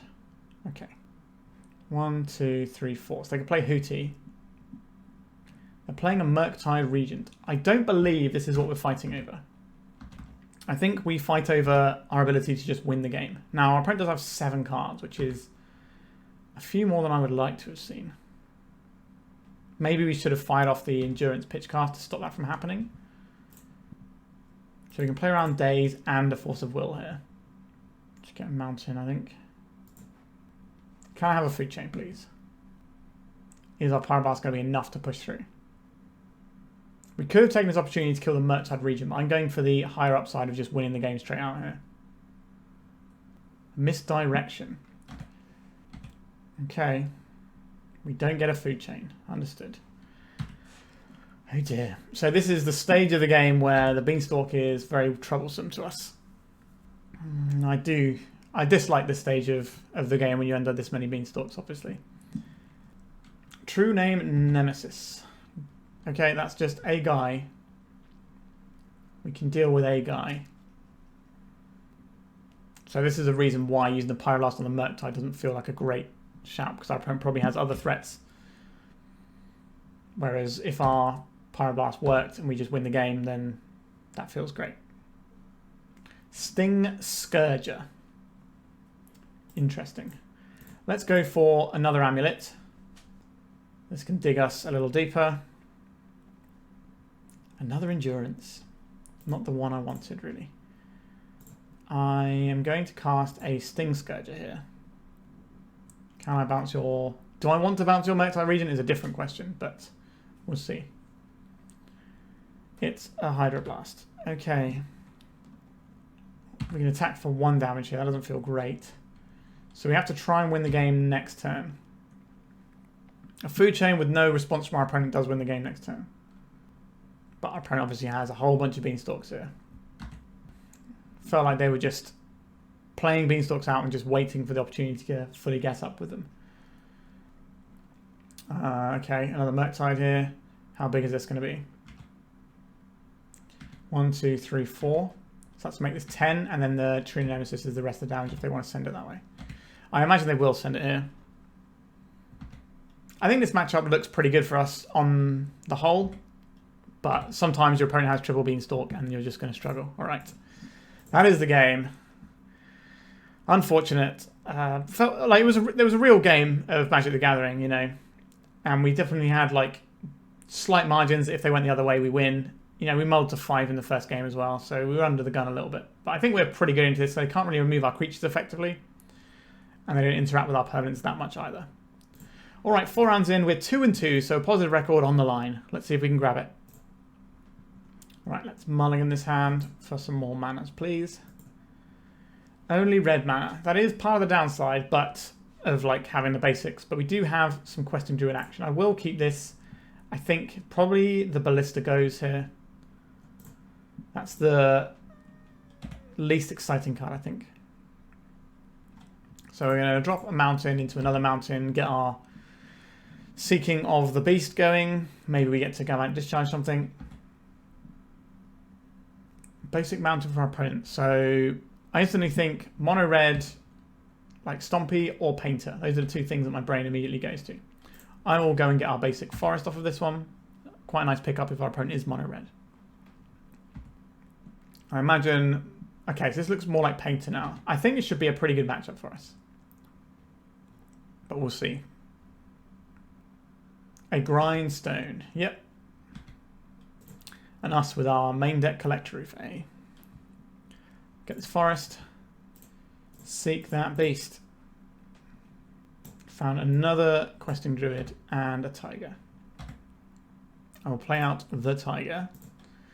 And I think I'm just going to play this one. Do I want to play this one as a 1-1 guy? Or do I just want to Imperial Recruiter right now for Collector Ouphe? I think the correct play is probably just to get the Collector Ouphe, isn't it? Not mess around. And we have these really powerful silver bullets in our deck for a reason. So next time we can play the Unstable Amulet, activate it, and then play the Collector Ouphe, so we don't even lose any value on our Unstable Amulet. Ancient Tomb. Are we just going to get killed this turn? No. The One Ring. Okay. Collector Ouphe pretty good against the old One Ring. So let me go Shifting Amulet first. Get our value. Wooded Foothills, sure. Let's get our Collector Ouphe in. And then we have removal spell in the discharge. We have this guy that can come off and start growing and being big, so we don't have to worry about their tokens very much. I would like to see them make a token here. If they're floating mana, that's a little more worrying for us. Alright, a token. That's a-okay with me. What are they going to find here? Soul Guide Lantern. Sure. This is just a redraw if they can get out from underneath the Ouphe. Which, you know, they should be able to at some point. They're going to have Lightning Bolts, Painter into Red Blast as a thing too. Alright, there is the lightning bolt. And now they're drawing from the One Ring, and we're probably just going to get buried by the One Ring. Okay, I guess I'll play our free land. That's probably going to be a Surveil land down the road. Let's just go and get our Questing Druid in. This is not going to be the easiest thing for us to blow up. We could Galvanic Discharge, get some energy, and try and find a way forward like that instead. But I think obviously holding up the Galvanic Discharge so we don't lose to Painted Servant is kind of important. The Soulguard Lantern will stop us from being able to Endurance our library back in. So it's very much going to be, does our Discharge work? Unlikely, because our opponent's just drawing a million cards, because the One Ring is still legal for some sort of reason. Just a hardcast Fury. Sure. So Endurance can block this. Because of Painted Servant, we can't just Galvanic Discharge and look for another card with our Amulet. I just don't think that's a viable strategy here. So they're just putting all the damage on the Druid, in case you play a bunch of spells in response. Yeah, I guess you don't want to get caught out by us having a massive Druid if we have something else we get to add. So yeah, I can see that. It gets crashed for 5 here. We'll leave the Imperial Recruiter because it's mana in play that we get to use underneath our food chain down the stretch. Okay, let's get a commercial district. Alright, let's get rid of that, and our opponent has to go to clean up. A food chain. So this gives us some manas. So we could, if we wanted to, Galvanic Discharge and just get the energy and see if we can win this turn. Can we get like a Questing Druid or something? Another food chain. What does this do?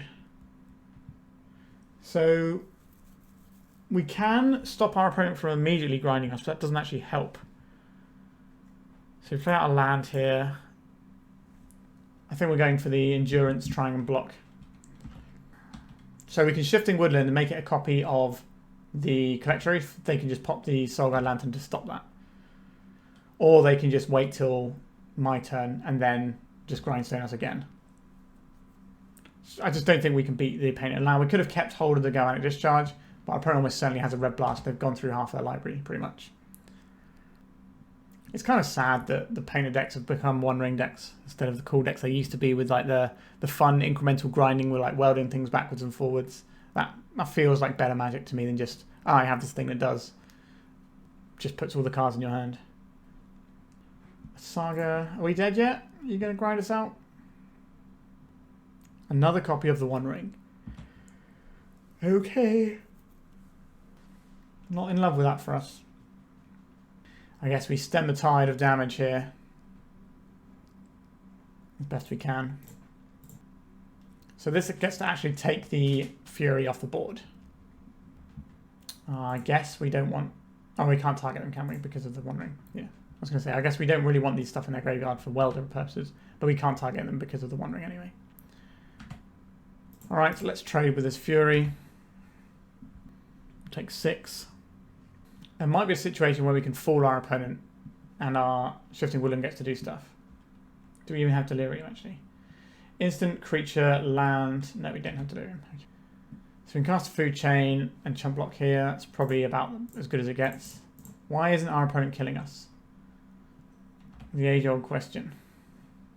Honestly, just a Squee here on this current board state would be okay, but we're just going to lose to One Ring advantage. It's just not a lot of coming back from that. Lightning bolting our Recruiter. So they have to just come up with an artifact here. We can't turn this into anything that can block either. I guess we get Surveil Land just in case. And play out another food chain. Just in case, I guess. Can you find one artifact opponent? Seems likely in your artifact deck where you have your Urza Saga as well. Yeah, I'm not going to insult our opponent's intelligence. They're just going to make a construct and kill us. Yeah, yeah, it was just a case of our opponent had the One Ring, and that's just going to beat us a lot of the time, because if you can't win quick enough versus the One Ring, it just beats every deck. There's a reason why it just got banned from Modern a while back. So, I like Haywire Mite, I like the Furies. Magus of the Moon can shut off the Urza Saga, but that's it. And I don't think that's where I want to be fighting this game. So we get rid of that. We keep all of our removal stuff in. Collector Ouphe obviously pretty good. Mawloc is removal, so we want to keep that. Broadside Bombardiers actually looks pretty good in this matchup. The endurances aren't the best. A lot of these painted decks aren't relying on the graveyard as much as they used to be. Now we can obviously reset our own graveyard, but I don't think that's how this game is going to play out a lot of the time. So I'm going to get rid of these endurances in favour of having just ways of sweeping the board. Okay, we kind of got some of the bits we want here. A bit land heavy, but the commercial district we can play on turn 1, and that's kind of like turning one of these into half a ponder. But being able to remove something, having 2 of our combo pieces, we might be able to race some One Ring nonsense. I don't believe our opponent's going to do any Magus of the Moon, Blood Moon type stuff against us. That'd be a very weird route to go against a red-green deck like ours. Right, so they're just holding up Lightning Bolt. So let's go and get ourselves Commercial District. Get that little Surveil action going. A Fury. It is pretty good in this matchup, so I'll keep this. And just in case our opponent is doing something weird, I'm going to go and get a Forest here.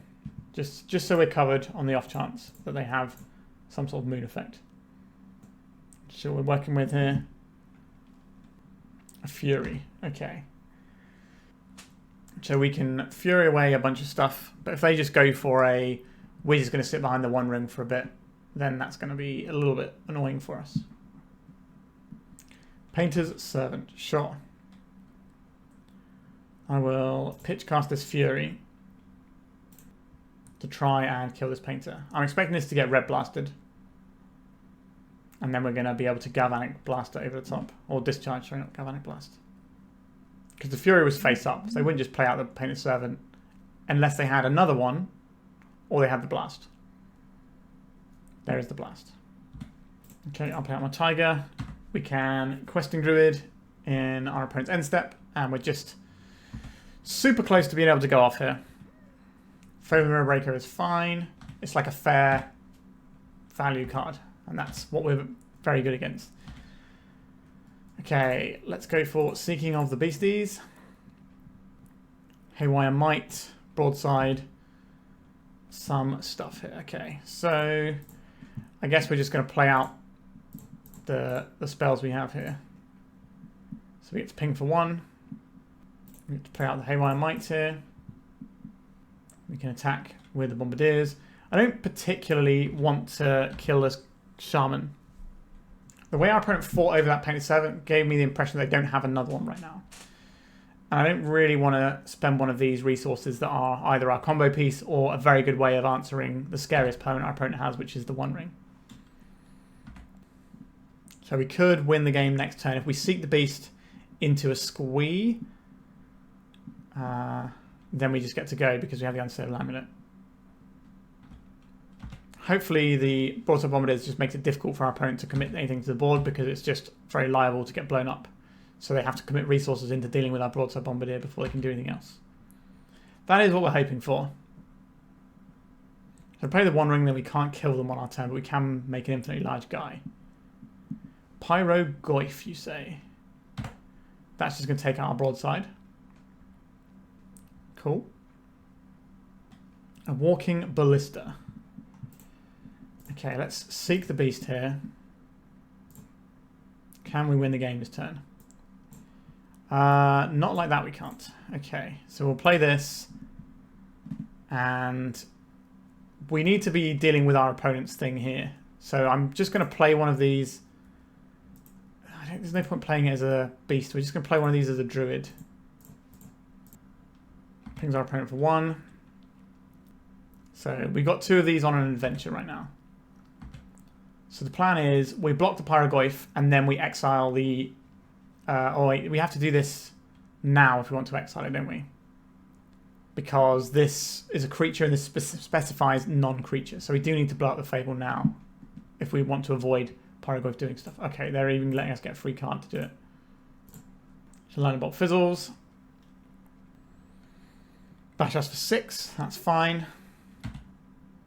Is it fine? If they have another Pyroblast, each one will deal us 8 more damage. So this is 6 plus 8, which is 14. So we're not dead. So we let them do that. If they tap this Ancient Tomb, maybe that gives us another line into this game as well of being able to kill our opponent. The One Ring. Okay, that is obviously annoying, but we have a Walking Ballista here we can do some work with. How much mana can we make? So 3 mana here gets us our food chain. This gets us 4 mana, 5, 6, 7, 8, 9. Which lets us ping for 4. Which is not enough. But oh no, this won't ping because this deals damage and they can't be dealt damage. We're 1 damage away, providing our opponent taps the One Ring. Maybe the plan here is spam a guy and then play another guy.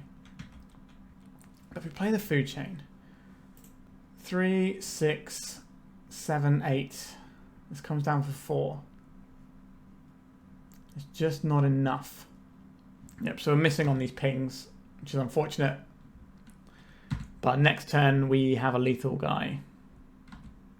So you just need them to not draw like a million Pyroblast and burn us to death. So they play Pyroblast, they deal 8 damage to us, but we have chump blocks. But then we should be able to finish them off through the One Ring because they're going to be at 4. We only need to chump block 1 Pyroblast here. Now they could just paint a Grindstone us out. That's also a possibility. We do have to chump block the Pyroblast, I think, here. Oh, they're attacking with just the Shaman. Do we have to block this? I think we do. Just in case. It might just be painted Grindstoning us. They have enough mana for it. There's a Saga. Lotus Petal. Yep, you have plenty of mana. Grindstone. Sure. And there is the Painter. Now they have Pyroblast and stuff if they want them. So they can Grindstone us with potentially double Pyroblast backup. Let's crack and get a land out of our library. We're going to be 1 turn too slow here. They're going to grind us in the upkeep. If they don't grind us in the upkeep... Oh, okay. Interesting. Why didn't they do that? They probably just have a Pyroblast here. I don't know if we can beat Pyroblast. Alright, let's just go for this food chain, I think. Make our guys large. Not that that matters. Alright, we just get to have it, do we? Intriguing. So this is 3, 6, 7, 8. So if we cast Malevolent Rumble, what would we be looking for here? So our opponent's going to take 2, so we only need 6 mana. So this is 6 mana here. So I think we are okay casting this Malevolent Rumble. All of my spells are going to pump my Questing Druid because of the Painter. So they would like to Grindstone us now, would they? What is the card you have in hand there? Because now we have infinite mana because they've milled our Squeeze into the graveyard. So this won't do anything, but it will give us a little guy. So we can go exile this, cast the Squee, and now we have Unstable Amulet pings as well. I'm not sure on the timing of what our opponent was doing here. We don't even have to show them the one-off Walking Ballista in our hand. Alright, now we have to do that again, but on the draw. Okay, I like having removal spells, so I will keep those. I don't think I want the Endurances. Our opponent's shown us they're not doing graveyard stuff. Now we can obviously... They haven't seen the Endurances now, so maybe the Endurances are good again. But what would we cut for them? Because the rest of our deck just looks much better here. I think all the cards we have here are just better than having Endurance in. Alright, we'll submit. Okay, we'll keep this. And I guess we bottom the land. We have the ability to Fury, and we can pitch Squee, so it's basically a free Fury, which is always delightful. Okay, so they're going for the quickest route to the combo, potentially. So that's a little bit worrying for us. I will deploy this to make them think about things like Lightning Bolt and Galvanic Discharge or whatever. Obviously, we don't have Lightning Bolts, and they saw that. Okay, so they could play a Painter this turn, and then have the combo next turn. That does open them up to getting Furied. Another Saga, okay. No Painter this turn. Food Chain isn't the one we want. We have infinite mana. We're just looking for something to do with that infinite mana. Questing Druid is something to do with infinite mana, I guess, if you look at it funny. So if we draw something, this can give us 1 mana. This then, this gets us 1 mana, and we're still shy. But we can pitch cast the Fury to just get a big glut of mana to just start doing our thing. You can't Pithing Needle Food Chain, which is really good because it's a mana ability. So hopefully our opponent gets a Pithing Needle naming Food Chain. That would be useful for us. A Lotus Petal. So they needed red mana, maybe. We'll see what they're up to though. City of Traitors, we just can see the One Ring and do that whole shebang again. Here is the One Ring. It's been the only real card that's mattered on our opponent's side of the board in these games, and it has mattered a lot. If we draw Walking Ballista, we win. We didn't draw Walking Ballista. What do we want to do here? I think the plan is Questing Druid. We go and Seek the Beast.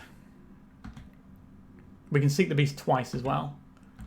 And if we find a Walking Ballista, we can just win because the Fury pitches, and then this is in a zone where we can cast it. There was an option there to Questing Druid and see if we can find a Collector Ouphe from play at that turn. But I think just having 4 fresh cards to look at. So we're basically going to dig. We're going to see 5 new cards before our next main phase. They're floating mana off of this. How worried should I be? We can obviously do an emergency Seek the Beast looking for something as well, like a Galvanic Discharge. A Grafdigger's Cage. This means that we can't cast Squee from our graveyard, but that's not really the zone it's going to be in, so that's fine. If our opponent doesn't play Painter Kill You type stuff, then I think we're okay. I believe the amount of cards we're about to see should be enough to get us somewhere good. This is 5 mana they're going to have available, and they need 6 to kill us. Paint is scary. There is Painter. There is the Grindstone. I guess we Seek the Beast. We should probably crack this first though, just to thin out a mountain from our deck. And crack this for a mountain. So we can try and shoot this and see if they defend it. I think that is worth doing for obvious reasons. We just don't want them to have enough mana to be able to... Yeah, so they Pyroblast here, but they probably won't have enough mana then to kill us. And then we can maybe kill them on our turn, or kill this Painter. Because if they had a Simian Spirit Guide or something, then we just lose there. Unstable Amulet. So we have the tools we require to win the game. Intriguing. Let's play Food Chain. We can't play the Unstable Amulet just like... Yeah, unfortunately. Have you got a Red Blast for this? It comes at quite the cost because that is your Lotus Petal right there, opponent. We don't have to play Squee from exile this turn. It's just going to be in exile forever. Okay, I would like to pitch cast this. I'll pitch cast the Squee. Have they been sandbagging another Red Blast? The way they've been thinking about this suggests maybe, but hopefully we take them off with enough mana they can't grindstone us. Okay, that is a Red Blast. So we don't get to do anything this turn, but we have a kill next turn if we find a land. We need our opponent to not find 2 mana this turn. So no Soul Land or Lotus Petal or Simian Spirit Guide. They do have the One Ring burning down. Yeah, the double Red Blast there is pretty awkward for us. Alright, so they have the Ancient Tomb. They should just grindstone us. Because they played around last time and it went horribly for them. Yep, we don't have any way that we get to play around this. It's just a whole library, we draw a card and we die. We don't have anything that shuffles in. We are just dead here. Yeah, that's really awkward. So, we lost that one. It was pretty close. Our opponent had to have the double red blast and then find the soul land on that turn.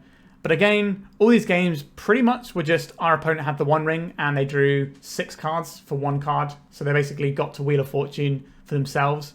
And it's just too much card advantage for the one ring here. But yeah, we were super, super close to winning this one.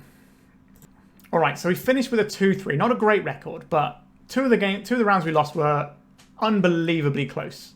The control matchup just grinded us to a pulp. But the other two were, you know, maybe if we don't multi 5 against a blue-green deck in game 1, we win it. So we were very close to having a nice 4-1. I don't think it was outside the realms of possibility. Let's talk about the list. First things first, Malevolent Rumble is so much better than Amp Raptor in this deck. It's really hard to explain quite how good this card is for what we're trying to do. It does just dig for the things we need and gives us a lot of ability to do that. Sometimes today we got a little bit jammed up with mana. Maybe we could rework the mana base. I do have a build in mind that runs Ancient Tombs, so we can power out some of our 3-drops ahead of curve, which might be quite a useful thing to do because sometimes you just need a tiny bit more mana to get over the edge. So let's try that. The Shifting Woodland was okay. I did make a misplay with it at one point. I think we still lose that one, and our opponent has a Force of Will in hand because they was taking ages, like deciding if they wanted to counter our spells, if they needed to or not. So I think they would have just Force of Will if we played the Food Chain that turn, then we could untap, and then that's not going to do anything anyway. So I think we're okay on that front. Having more endurances in the main could be good, could be bad. It depends if you're playing a lot of tempo and Ouphe spells, which are, you know, the most popular things right now. So you could rework this to have just 4 endurance and not have the Magus in the main and the Ouphe. You just have to choose what you want. So we've kind of gone for a little bit of each, because the endurance is a fine creature to beat down with. It can eat a Tameo, it eats Delver, it's really good. So we're just having 2 of these, but you could turn them into more endurances if you wanted to, and then put these in the sideboard. We could definitely tweak with sideboard. We have a lot of moon effects. I think the moon effects get better if we start running Ancient Tomb as well. So that's going to be something I'm looking at, which probably also means we're running some forest fetches so that we can go and get a Tigers or our basic forest and then lock people out with Blood Moons that way. So that's another thing to consider. The Furies in the main deck were okay today, but we weren't really that necessary. So again, this is a slot of 4 cards that I think are worth tinkering with. Same with the Broadside Bombardiers. It was fine. I'm not really sure this is what I want. This obviously gets better when we have Ancient Tomb, but I just don't think this is doing the things I necessarily want it to do. I think just having more mana and more dig and just doing our thing is what we ideally want to be doing.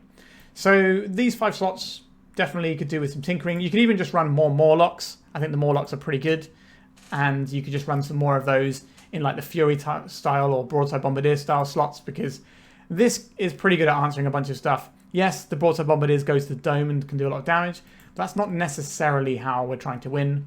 We didn't get to ever assemble the Bombardiers Squee where we just dome an our opponent for 5 every turn, which would be quite funny. But that is a nice tool we have access to, and I understand why I decided to put it in the deck. So maybe we'll play some more leagues with this, with the Bombardiers still in.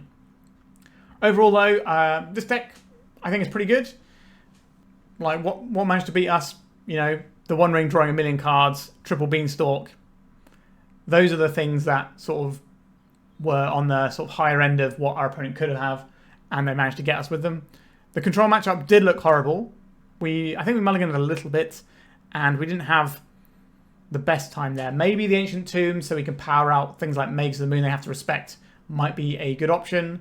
Now, there's always the option of, yeah, we could just play the One Ring ourselves because we're playing Ancient Tombs at that point. Why don't we just play the most broken thing you can do with an Ancient Tomb, which is cast the One Ring and just draw a million billion cards.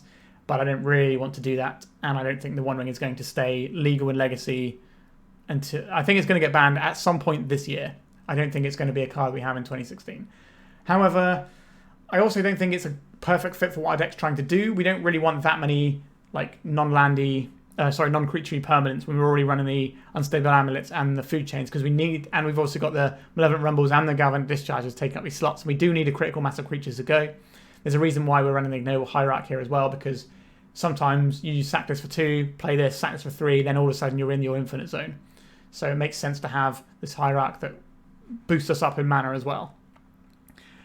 But yeah, I hope you really enjoyed this one. Let me know your thoughts on the red-green food chain that I've been working on. As you know, I do love my food chain, and there's many different food chain videos on the channel. Go back and watch them. There's even pre-modern ones. What's not to love? Alright, thank you so much for watching. Please remember to like and subscribe, and goodbye. If you'd like to support me in the channel, please check out my Patreon. It has a free guide to budget turbo depths, as well as 3 tiers of support. A low-cost one that enters you into my monthly raffle for a free donation deck on the channel, a mid-tier subscription that gives you access to my detailed turbo depths guide that is updated every month, as well as regular articles, and lastly, the higher tier gives you all of the above, as well as a monthly donation deck for my channel. If you're interested in supporting the channel this way, please check out the link in the description.